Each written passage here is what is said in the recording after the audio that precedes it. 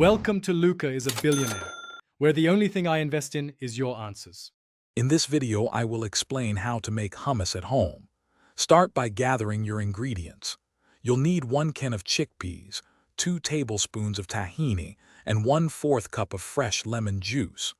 Don't forget 2 cloves of garlic and 2 tablespoons of olive oil. These simple items are the foundation for delicious homemade hummus. Now let's blend the base. In a food processor, combine the drained chickpeas, tahini, and fresh lemon juice. Add your minced garlic. Process these ingredients until they form a smooth, creamy paste. Remember to scrape down the sides of the bowl to ensure everything is thoroughly mixed. To achieve that perfect smoothness, gradually add 2 to 4 tablespoons of cold water while the processor is running. Continue blending until your hummus reaches your desired creamy consistency. Drizzle in 1 tablespoon of olive oil, then taste and adjust the seasonings.